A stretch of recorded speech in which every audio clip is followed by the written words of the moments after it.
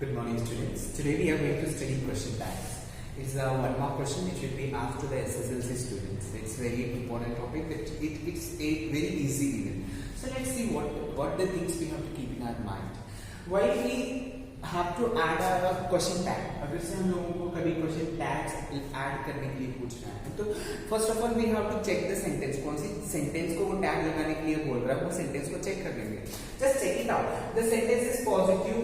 अगर से sentence positive है जिसमें नो वाला मीनिंग नहीं आ रहा है, नॉट वाला मीनिंग नहीं आ रहा है, तो तब वो कौन सा सेंटेंस होता है? पॉजिटिव होता है. क्या नहीं रहना उसके अंदर?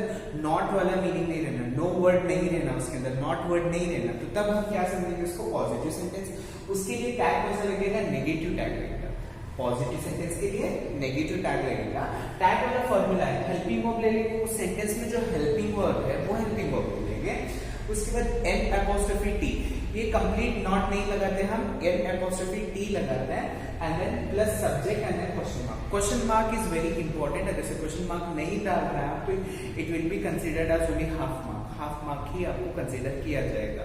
If you are adding this question mark then full mark you will get. So don't forget to add the question mark.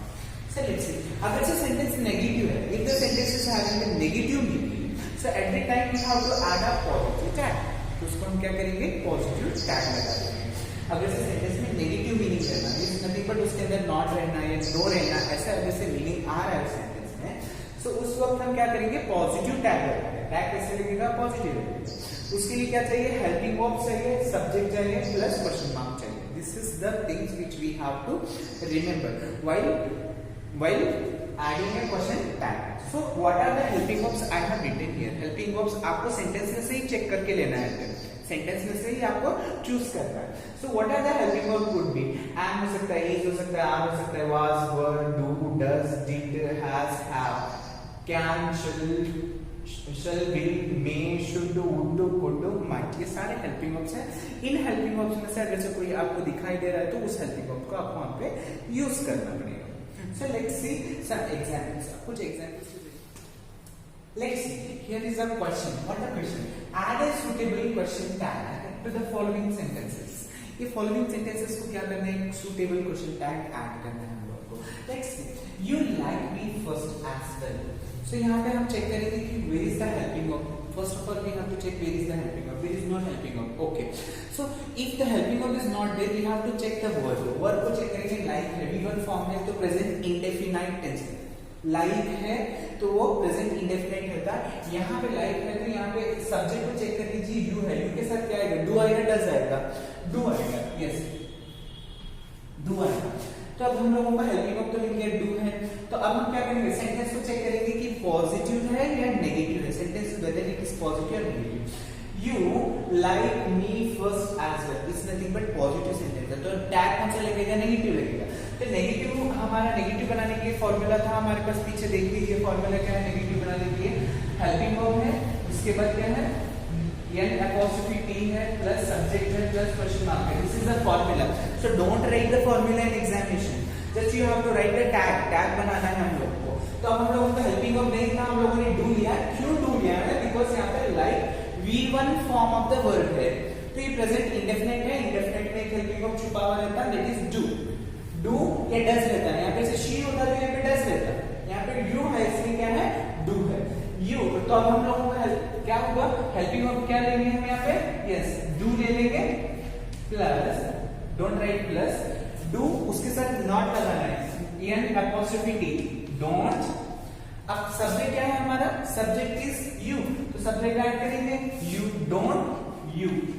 And the question mark is already here. If the question mark is not there, just you have to add the question mark even. Okay? And come to the second one. Let's be happy on the Christmas Eve. Let's be happy. So whenever the sentence is starting with let's be, जब भी sentence let's be से start हो रहा है तो हम लोगों को क्या यूज करना पड़ता है? शैल वी हेल्पिंग वर्ब का इस्तेमाल करना पड़ता है. This is the exception. Exceptional case है. शैल वी को हम यहाँ पे ऐड करेंगे. There is no rule. यहाँ पे कोई रूल नहीं फॉलो होगा, यहाँ पे कोई फॉर्मूला फॉलो नहीं होगा. जब सेंटेंस किससे स्टार्ट होता है? लेट्स बी से स्टार्ट होता है. Okay. Next, you like this gift. अब यहाँ पे लाइक है तो हेल्पिंग वर्ब क्या हो गया यहाँ पे? यस एग्जैक्टली ऊपर वाला जो था डू, यहाँ पे भी डू रहेगा बिकॉज यहाँ पे सब्जेक्ट और like V1 form of the verb है, V1 फॉर्म है, तो इसलिए हम यहाँ पे क्या यूज करेंगे, do is the helping verb मिल गया हम लोगों को, डू एन अपॉस्ट्रोफी टी लगाएंगे बिकॉज ये क्या है, पॉजिटिव सेंटेंस है। You like this gift, positive sentence है, इसमें कोई नेगेटिविटी नहीं है, तो अब हम क्या ऐड करेंगे, not an apostrophe T, don't. You subject है, सब्जेक्ट को ऐड कर दीजिए you, question mark is already here. Next, none can ever count my love for you, none negative है, no one यहाँ पे कंसीडर कर रहा है, नेगेटिव है, तो टैग कौन सा लगेगा, पॉजिटिव लगेगा, पॉजिटिव लगेगा। कैन हेल्पिंग ऑफ है यहाँ पे, can is the helping of, तो क्या हम क्या करेंगे पहले, कैन, और ये नन के लिए दे रेफर करेंगे क्योंकि कोई भी बोल रहा है, तो कोई भी के लिए हम क्या यूज करेंगे, they, can they. Next, it's dandy, यहाँ पे इट और इज दोनों मिलके क्या हो रहा है, इट्स हो रहा है, तो is is the helping of, is helping of है, मैंने लिस्ट बताया था आपको, you can check that list. It is है, इट इज डैंडी है, तो इसका शॉर्ट फॉर्म लिखा है, इट्स लिखा है, तो इज इज है helping of here, and the sentence is positive, positive sentence है, तो नेगेटिव टैग लगेगा, तो हम पहले क्या लेंगे, हेल्पिंग ऑफ क्या है यहाँ पे, इज है, एग्जैक्टली इज हेल्पिंग ऑफ है, इज, तो नेगेटिव टैग लगाना है तो नॉट लगेगा, तो isn't. It is the subject, तो it लगा लीजिए, isn't it, and the question mark is here. So let's see some more examples. Give it to me quick. Give it to me quick. Here the sentence is starting with a verb. Give is here. So whenever, keep in your mind, whenever the verb is starting with the verb, at that time what we have to do, we have to use will you or won't you. That thing you have to keep in your mind. This is the exceptional case. Exceptional case कहते हैं, यहाँ पे कोई rule follow नहीं होता, will you या won't you का use करेंगे जब भी सेंटेंस वर्ब से स्टार्ट होगा, here also and here also. Give it to me quick, the sentence is. So what we have to do, will you, or another thing you can add, won't you.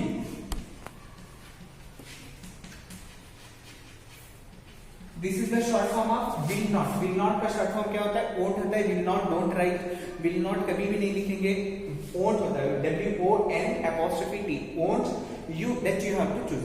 And might be definitely this type of question will come to your examination, because will not वहाँ पे आप लोग confuse हो जाएंगे, will लगाएंगे और उसका not add करेंगे, उसका subject add करेंगे, so that is not a good thing, that is not right, exactly that is not right. That right is will not का short form क्या होता है, won't होता है, will plus not, will plus not जगह क्या होता है, won't होता है, won't होता है। तो keep in your mind whenever the option is given, will not अगर से आ रहा है, will not अगर से दिया हुआ है तो that is not right, वो right नहीं है, ऐसे याद रखिए। Next, here also it is also starting with main verb, verb से start हो रहा है, come in, so यहाँ पे भी आप वही same formula यूज करेंगे, will you और won't you, यहाँ पे दोनों में से कौन सा भी एक यूज करेंगे, will you और won't you।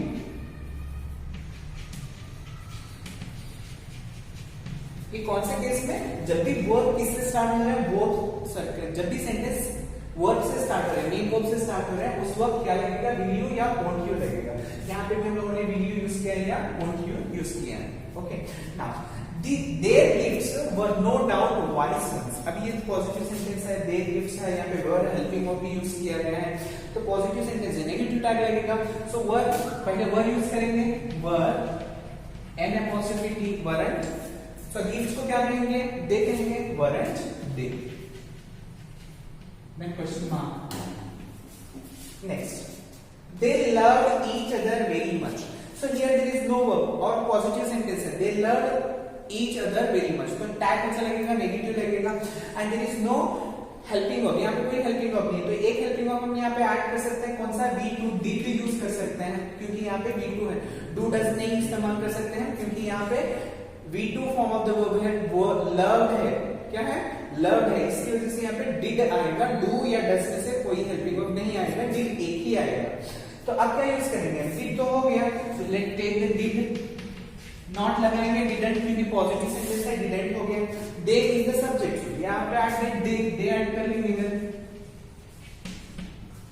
The next one, I look like a pony iron chorus girl, so यहाँ पे look like, there is no helping verb, helping verb नहीं है, look is the V1 form of the verb, V1 जब रहता है तो कौन सा हेल्पिंग वर्ब होता है, यस एग्जैक्टली राइट, डू या डज रहेगा, तो यहाँ पे आई के साथ डू आ रहा है, तो helping verb is do here, तो हम ये से यहाँ पे सेंटेंस कौन सा है, पॉजिटिव वाला है, don't, subject is I, so I is, don't I is the question tag. Okay, now see these are the two exceptional cases. यहाँ पे भी two exceptional cases हैं. Might be इसमें से आपको एग्जाम में पूछा जाएगा, क्योंकि always competitive exam में this type of questions appears in always in competitive exam. So let's see. I am a teacher. यहाँ पे क्या बोल रहा है? I am a teacher. तो am is the helping verb and I is the subject and the sentence is positive. So हम लोग सोचते हैं कि अरे नेगेटिव टैग लगेगा, चलिए हम यहाँ पे क्या करेंगे, am टैग का इस्तेमाल करेंगे. क्या यूज करेंगे?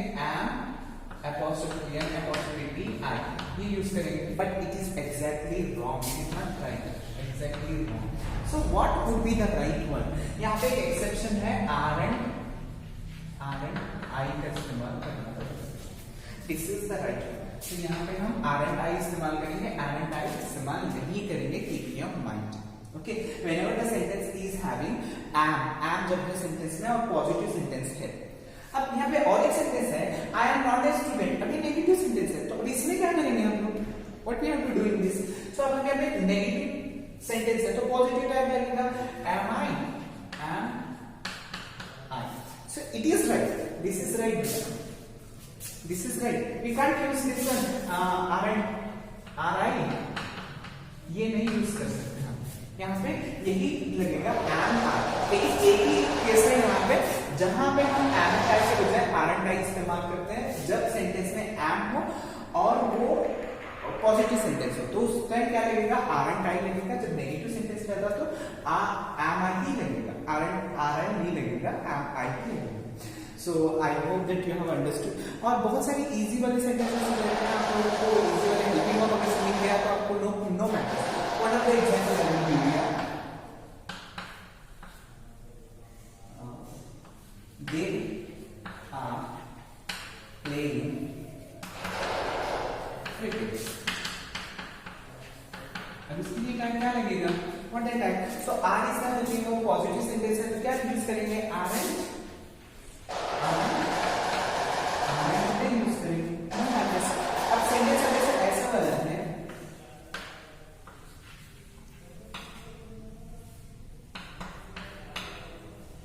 she is helping her mother. What we have to do? Helping of this there is n apostrophe t isn't. She is the subject. We have that she isn't she. Okay, so these all are the easy. These are the whenever the helping verbs are there with them that are easy, no matters.